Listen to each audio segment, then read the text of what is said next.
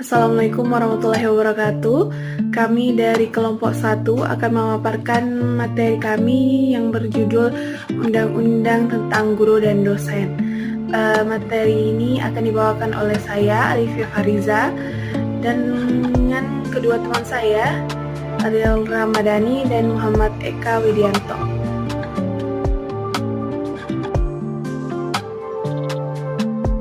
Assalamualaikum warahmatullahi wabarakatuh. Saya atas nama Ariel Ramadhani dari kelompok 1 ingin membawakan materi yaitu Undang-Undang tentang Guru dan Dosen. Tentang Undang-Undang Nomor 14 2005. Undang-Undang atau UU Nomor 14 Tahun 2005 tentang Guru dan Dosen disahkan oleh Presiden Republik Indonesia Dr. Andes Haji Susilo Bambang Yudhoyono pada 30 Desember 2005. Undang-undang ini memuat 8 pasal dan mencakup berbagai aspek yang terkait dengan profesi guru dan dosen, termasuk definisi, klarifikasi, hak, kewajiban, kompetensi, kesejahteraan, perlindungan, dan pengembangan profesional. Dalam Undang-Undang tentang Guru dan Dosen dinyatakan pada bab 1 bahwa guru adalah pendidik profesional dengan tugas utama mendidik, mengajar, membimbing, mengarahkan, melatih, menilai, dan mengevaluasi peserta didik pada pendidikan anak usia dini, jalur pendidikan formal, pendidikan dasar, dan pendidikan menengah. Menurut Husnul Khotimah tahun 2008, pengertian guru adalah orang yang memfasilitasi proses peralihan ilmu pengetahuan dari sumber belajar ke peserta didik. Namun menurut saya, dalam beberapa hal, guru bisa berperan sebagai teman bagi siswa, terutama dalam hal mendukung perkembangan emosional dan sosial mereka. Ini bisa terjadi ketika guru memberikan dukungan, mendengarkan masalah siswa, atau membantu mereka menghadapi tantangan di luar akademik. Meski begitu, penting bagi guru untuk menjaga keseimbangan antara menjadi pendidik yang tegas dan teman yang mendukung. Hubungan yang terlalu akrab tanpa batasan yang jelas bisa menyebabkan masalah dalam otoritas dan disiplin serta mempengaruhi kualitas pembelajaran. Jadi, sementara guru bisa menjadi teman dalam konteks memberikan dukungan dan menciptakan lingkungan belajar yang nyaman, tetap ada batasan yang perlu dijaga untuk mempertahankan profesionalitas dan efektivitas dalam proses pendidikan. Selanjutnya, kualifikasi guru dan dosen. Sesuai dengan pasal 8, dinyatakan guru wajib memiliki kualifikasi akademik, kompetensi, sertifikat pendidik, sehat jasmani dan rohani, serta memiliki kemampuan untuk mewujudkan tujuan pendidikan nasional. Dilanjutkan, yang diperoleh melalui pendidikan tinggi program sarjana atau program diplomat 4 pada pasal 9. Selanjutnya, pada pasal 10, kompetensi guru yang dimaksud pada pasal 8 meliputi kompetensi pedagogik, kompetensi kepribadian, kompetensi sosial, dan kompetensi profesional yang diperoleh melalui pendidikan profesi. Hak guru dan dosen. Adapun hak-hak yang dimiliki oleh guru dalam UU Nomor 14 Tahun 2005 tentang guru dan dosen pada bagian 2 pasal 14 yakni 1. Memperoleh penghasilan di atas kebutuhan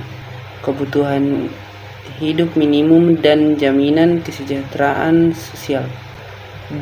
Mendapatkan promosi dan penghargaan sesuai dengan tugas dan prestasi dalam pekerjaannya. 3. Memperoleh perlindungan dalam melaksanakan tugas dan hak atas kekayaan intelektual. 4. Memperoleh kesempatan untuk meningkatkan kompetensi. Kemudian yang kelima, memperoleh dan memanfaatkan sarana dan prasarana pembelajaran untuk menunjang kelancaran tugas keprofesionalan. Yang keenam, memiliki kebebasan dalam memberikan penilaian dan ikut menentukan kelulusan, penghargaan, dan atau sanksi kepada peserta didik sesuai dengan kaidah pendidikan, kode etik guru, dan peraturan perundang-undangan. Yang ketujuh, memperoleh rasa aman dan jaminan keselamatan dalam melaksanakan tugas. Kemudian yang terakhir, memiliki kebebasan untuk berserikat dalam organisasi profesi. Hak-hak ini adalah fondasi penting untuk memastikan bahwa guru dapat menjalankan peran mereka dengan optimal dan berkontribusi secara positif terhadap kualitas pendidikan. Dalam melaksanakan tugas keprofesionalan, guru berkewajiban satu, merencanakan pembelajaran, melaksanakan proses pembelajaran yang bermutu, serta menilai dan mengevaluasi hasil pembelajaran tersebut. Yang kedua, meningkatkan dan mengembangkan kualifikasi akademik dan berkompetensi secara berkelanjutan sejalan dengan perkembangan ilmu pengetahuan, teknologi, dan seni. Ketiga, bertindak objektif dan tidak diskriminatif atas dasar pertimbangan jenis kelamin, agama, suku, ras, dan kondisi fisik tertentu atau latar belakang keluarga, dan status sosial ekonomi peserta didik dalam pembelajaran. Selanjutnya, menjunjung tinggi peraturan perundang-undangan, hukum, dan kode etik guru serta nilai-nilai agama dan etika. Dan yang terakhir, memelihara dan menumpuk persatuan dan kesatuan bangsa.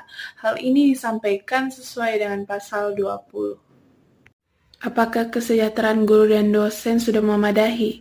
Ternyata belum ya, teman-teman. Kesejahteraan guru dan dosen di Indonesia merupakan isu yang kompleks dan seringkali menjadi sorotan dalam berbagai diskusi terkait pendidikan.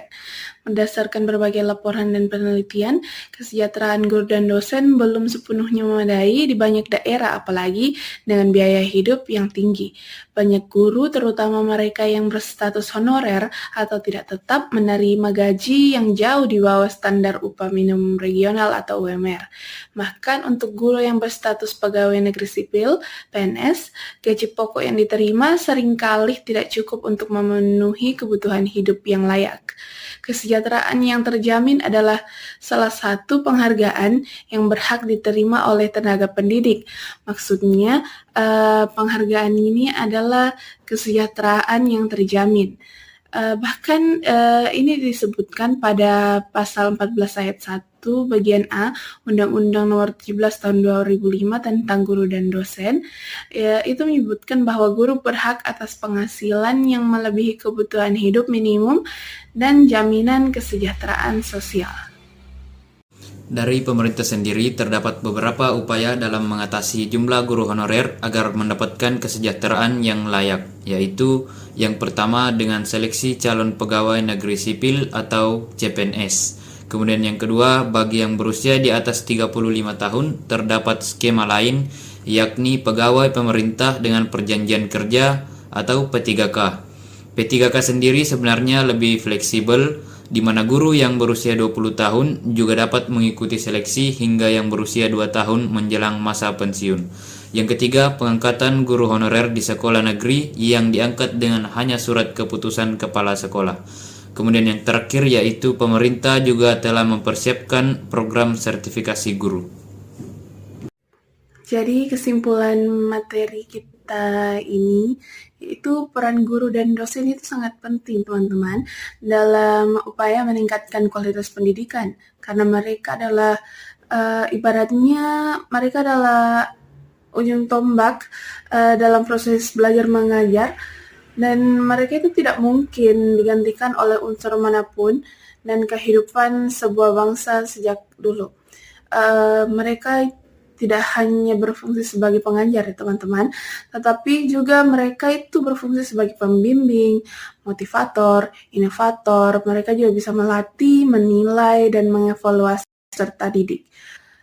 Kesejahteraan guru dan dosen itu sangat penting untuk memastikan bahwa mereka dapat terus berperan secara aktif dalam menciptakan generasi muda yang akan datang atau generasi yang cerdas, bermoral, dan siap menghadapi tantangan global di masa depan.